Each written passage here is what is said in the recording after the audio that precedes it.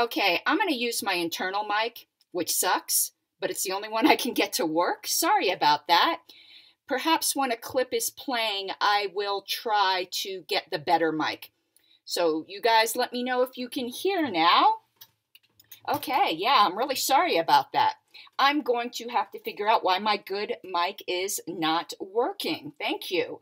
And I was saying I look like an Oompa Loompa. It's kind of orange, but I figured out why. It's the setting I have on this light.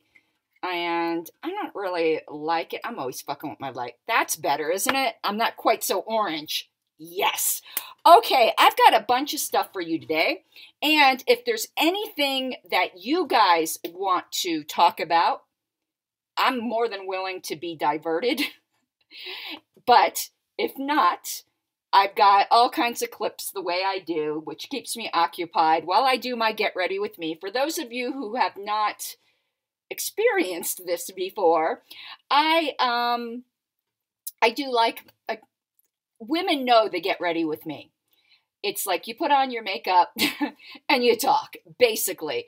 So I'm going to play some clips, get ready for some other recording I need to do, and we'll have a conversation. But I am like really so bummed that my good mic's not working. So I'm using the internal mic, and I know it sucks. But maybe while some clips are going on, I will figure out my good mic, okay? So the first clip I have up for you guys is, one second. I need to pull my hair back so I can put my makeup on. Jordan Peterson. Now, I've wanted to cover quite a bit of Jordan Peterson for a while because it's like a really weird relationship that the liberty community has. And I do think it's kind of part of the whole, and now I am calling it an infestation of wokeism that I just utterly reject. Just not having it anymore. Done. So that it seems like because he's, I'm frozen on Facebook. I can't help that. That's Facebook. Because he had that confrontation over the pronouns, that it seems like certain woke portions of the libertarian community, seem to think they have to oppose him or they have to dislike him. Now, don't get me wrong. I have some friends who have some legitimate criticisms and they dislike him in good faith. But I think a lot of people dislike him in very bad faith. I don't agree with everything he says. I don't agree with everything I say, but I agree with most of what he says. And I think he conducts himself very fairly and admirably when dealing with opposing views. He isn't like the Ben Shapiro out looking for college students to get a quick gotcha. He actually engages with people on an intellectual and respectful level. So here is where I'm going to disagree with him a little bit. So let's go through that clip if we can. Let me see if I have my little buttons here right. I just want to first thank your comments on things like political correctness and the obsession of certain elements of the left on campuses to screen out discourse, because I genuinely think that is an issue and problem in status quo. But following on from that, I just want to pick your thoughts on what you say about freedom of speech and discussions in general, right? Because you basically flagged that, I think, in your answers just then, that freedom of speech has an instrumental purpose. It's there to help us find truth, correct me if I'm wrong, to identify the correctness or the logos against the possible consequence of blood and death. So here's the question, right? If I, as an individual, am affected by discourse in a way that doesn't cause physical violence, so that's not banned by hate speech laws and whatnot, but makes me feel so deeply uncomfortable that I don't belong to society or this community, or when I say something, whenever I try to say something, I'm ridiculed because of my race, the way I talk, or my gender, or the way I behave, then surely that means that my valuable insight to contribute towards logos, towards the pursuit of truth, is shut out by other people's more vociferous speech and more dominant speech. And this is what we see in cases of campuses, whether it be from the right or the left, of people using very violent and loud language to drown out dissent, to drown out those who oppose them on campuses, in society and whatnot. From Donald Trump to people in Swarthmore, we've seen this happen. So wouldn't you say that the attempt to claw back or the right of freedom of speech isn't so far absolute as instrumental? And based on that, therefore, there are some cases where freedom of speech of some individuals can be curtailed if we want to get the better appreciation of the Logos and a better inclusion of more voices that are currently being shut out as a result of the extremity and radicalism of those select few. Wouldn't you say that's the case? Thank you. Okay, I want to stop there before we hear Dr. Peterson's, he is a doctorate, right? I think he is. Well, I'm going to say that until somebody corrects me.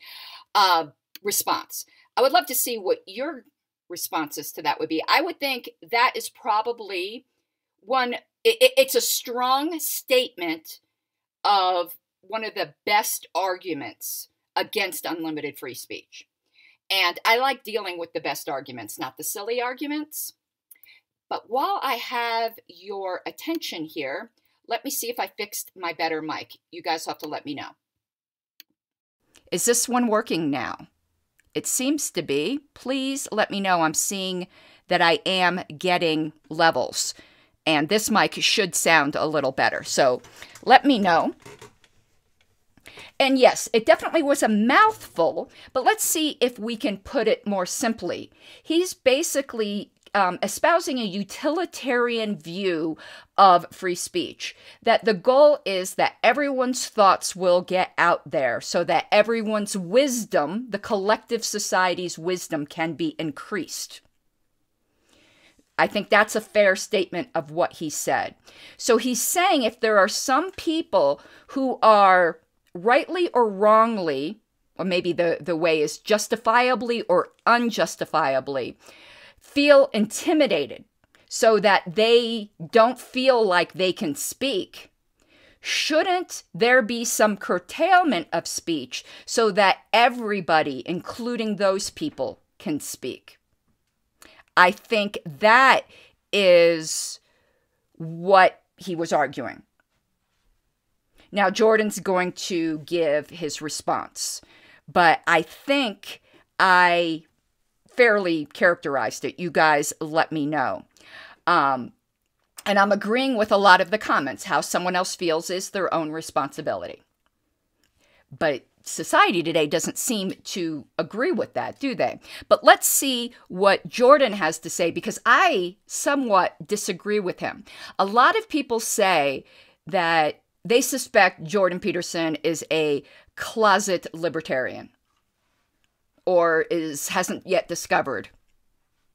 I don't think necessarily he is. I think he has a lot of libertarian tendencies, but I think in his answer, though I might be misunderstanding it, and my husband just came in.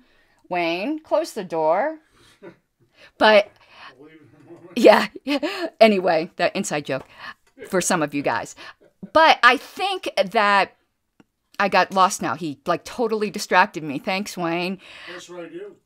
It is what he does. So I might be misunderstanding him. I will grant that.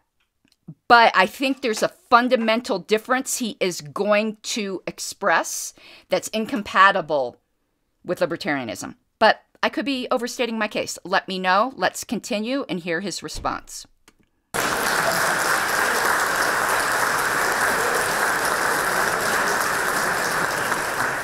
Well, there's a very simple answer to that, which is yes. But I'll elaborate. I mean, the first thing is, I'm not an admirer of hate speech laws. But that doesn't mean that I'm naive enough to think that there's no such thing as hate speech. So obviously, if you've ever been involved in an extremely serious argument, you know perfectly well that there's such a thing as hate speech, because you've probably uttered some. So, and there's also no doubt that there are forms of speech that are utterly reprehensible, and some of those are actually already punished by law. You can't incite to violence, you can't libel someone, right? So we have some restrictions already on what's acceptable discourse. Whether it's the case, typically speaking, that some people have more privileged access to free speech than others, well, that's obviously the case. I mean, that's part of power. And power is one of the means by which people climb hierarchies, although the more you can climb a hierarchy by exercising power, the more that's an indication of the fact that that hierarchy has become corrupt. So there's no doubt that these structural impediments to the free exchange of discourse exist.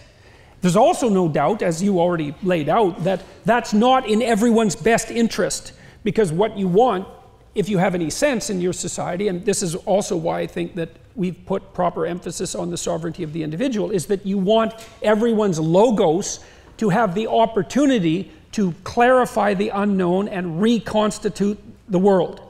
And if you shut that down, then you risk getting access to the unique insights that that individual might bring.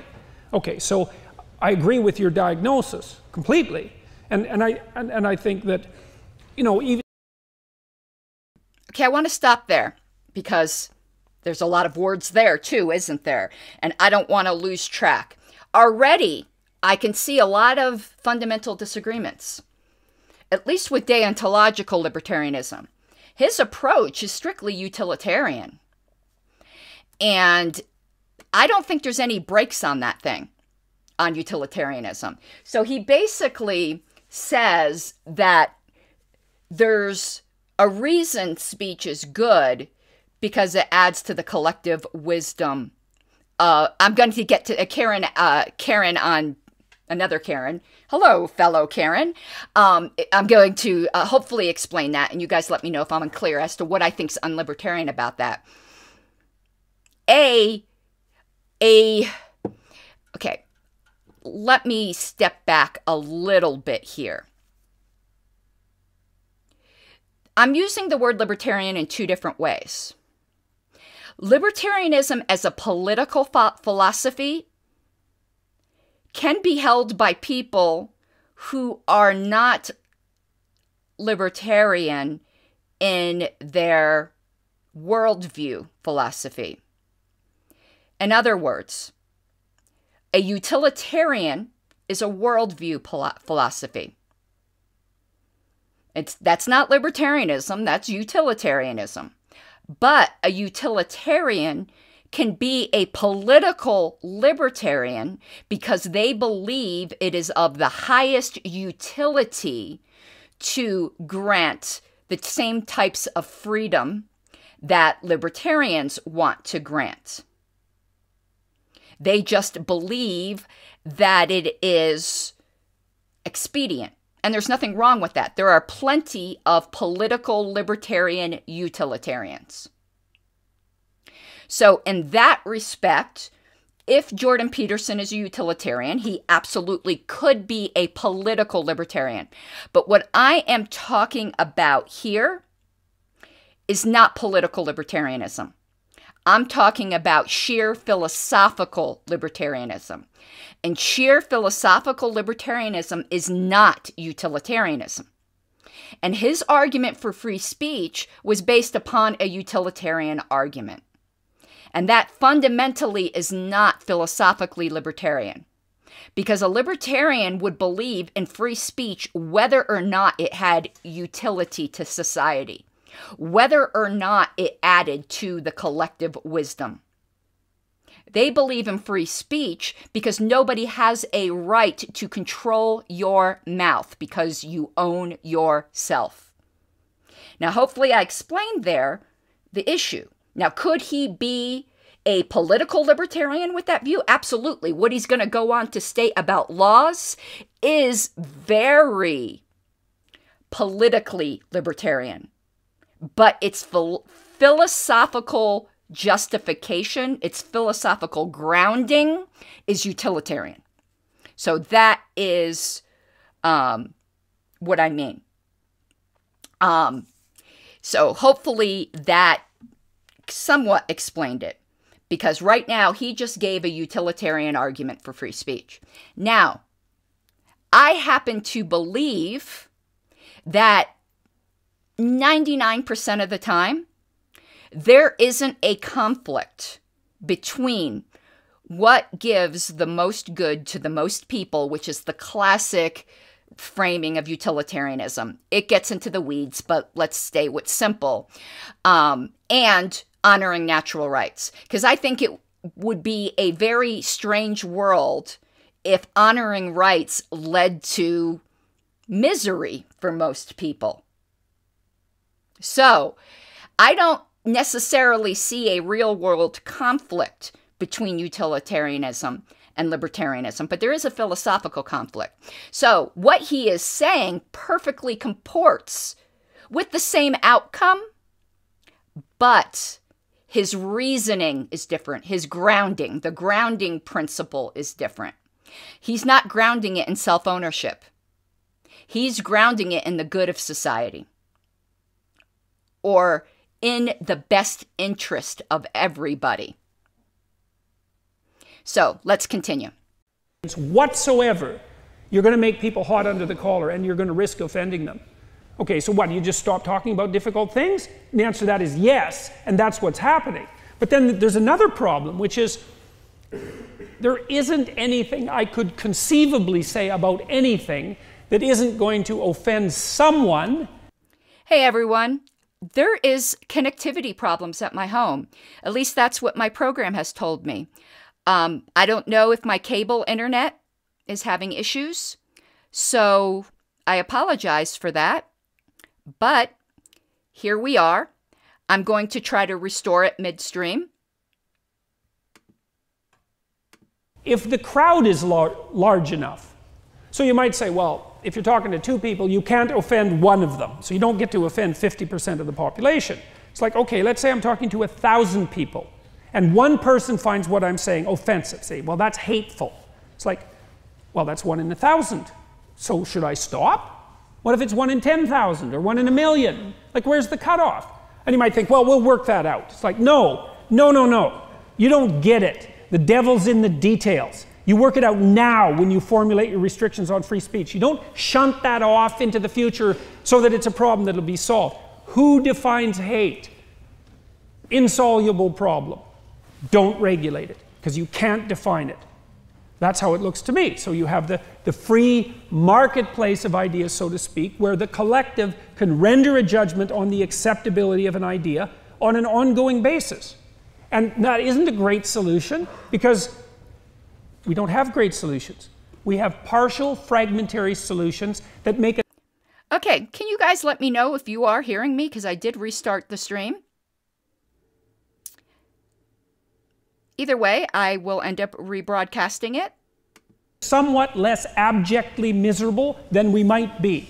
That's what we have. And if we try to eradicate that kind of risk completely, all we do is magnify a different kind of risk. Thank you. But things are just going really wacky here. And it's funny, Chase said, did they just literally shut down a discussion on free speech? That would be ironic, wouldn't it?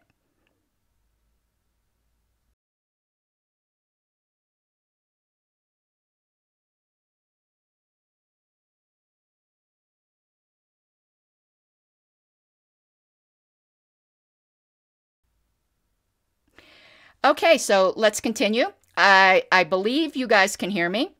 And we have another Jordan Peterson clip. You talk on a very high level for me. I operate on a kind of quite ordinary kind of street level. And the sort of thing that really annoys me about this whole thing is, for instance, I was listening to Any Questions on Friday evening, and there was the Republican person abroad in Scotland. Well, the audience had decided that this man can't say anything that I'm ever going to agree with, so I'm going to disagree with everything he says. Well, I disagreed with him on some things. I don't like fracking, but I thought some of the other things he said were quite sensible. But it seems to me most people suddenly get a prejudice about a person, for instance, even Donald Trump, who I'm not a mad fan about, but one or two things he said I think are quite, not too stupid. And so why can't people start talking about issues instead of sort of, getting these sort of prejudices about people? Oh, well, if they're on the so-called, demonstration in London for the Day of Freedom, oh, they must be all fascists and right-wing and goodness knows what. Nobody actually listens to what they're saying or what they're doing. They've just made up their mind, and then you get your tribal warfare, and that's what we're getting so much of. Well, some of it's a technical problem. Like, people don't like it when you force them to think at high resolution. And it's no wonder, because, look, let's say you're driving your automobile along, and you think, this is my car, and I understand it. And your evidence is that as you move the steering thingy, it stays on the road. That's your understanding of your car. As soon as it breaks down, it's like you realize you don't understand your car at all. Not even a bit, right? And so you actually don't even perceive the car until it breaks down. And then you're very unhappy that you have to perceive it, because all it is a whole nest of snakes and you have no idea what to do with any of them. And so people don't like having to think at a high resolution. And so if someone says on a contentious issue, well, you know, it's complicated and we have to differentiate it like this, then you have to go through all the god-awful process of realizing that you don't have the clue what you're talking about in that circumstance, and you have to evaluate all those differentiated issues. It's way easier just to say, well, you're probably a neo-Nazi, and so I don't have to listen to you. Okay, I think he just made an excellent point. And if it is, my stream is a little in and out, I apologize. What I had to do is there is connectivity issues at my house. I'm using my cell phone signal to stream. That's how dedicated I am to you guys. But I agree with him. A lot of times, the knee-jerk reactions of racist, Nazi, misogynist, whatever it might, transphobe, whatever it might be, is because people's brains went on overload. And this is happening more and more in the soundbite society we live in. If you go back, even with the Libertarian Party, you look at the literature we used to put out. It used to be in tiny print in 10 pages. Nobody has that attention span anymore. And I don't think we have that attention span when we're really trying to listen to somebody. Our brain looks for the shortcut, and often the shortcut is to think the worst of that person. And my mantra has always been charity first. I think it was St. Augustine that said, what is it? Oh, crap, I can't even remember. There was a little couplet that ended with, and in all things charity. And we need a whole lot more of that in our society, in my opinion. And and so that's often what people do. That's particularly the case if they have a low-resolution ideology that they're trying to protect, because that gives them every extra reason to do that kind of instantaneous labeling. It's a very bad strategy if you're dealing with an individual one-on-one.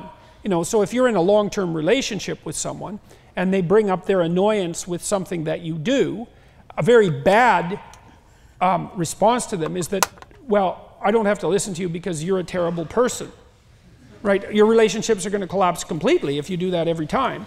What you want to do is differentiate the argument to the point where a solution might be generated and have the argument at that level, but it's very hard for people to do that. So you end up with these radical oversimplifications that manifest themselves, unfortunately, in the political polarization that we see. We're not going to solve our problems unless we can be a little bit more open about, you know, issues rather than sort of, you know, immediately thinking of a prejudice to say about somebody. Right, which is part of the reason why I'm not a fan of political correctness. Because if we make the general diagnosis that the world is a landscape of competing power groups, and that the fundamental narrative is oppressor versus oppressed, and that everything is to be viewed through that light, then through that lens, then we won't solve our problems. We won't. We'll just have a bunch of new, horrible problems. You see, I mean, I'm much older than all these people, and I tend to think, oh, students have these ideas. Oh, that man's homophobic, so I'm not going to listen to any other thing that he has to say. You know, Brendan O'Neill, who came here, for instance, you know, they just think, oh, that's a wrong idea, so he can't possibly have any right ideas. That isn't going to help, is it? Right. Not really. Thank you. Okay. I know I've got like little marks under my... This is because, whatever, I reuse these little silicone patches because I have hooded eyes and I need a guide. But Jonathan said something very, very interesting. I'm going to add that to the broadcast. He said there's a gem in here. Libertarians think at high resolution. We do. And I know some people are going to get mad at me for saying this. But since when have I cared about people getting mad at me? I know a lot of people don't place a lot of faith in the Myers-Briggs personality test. I find it pretty accurate, and there's an awful lot of INTJs in the Libertarian Party.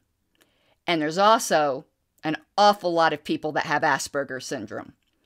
And both of those are very high-resolution people. And I can say that As an INTJ who has Asperger's syndrome, I see my people. I see you. We have weaponized autism. And again, I'm autistic, I can say that. Apparently. It's my privilege, I guess. I don't know. So, there is a lot there. And the gem I found there was when she said, the lady said, "That's what she said." Michael.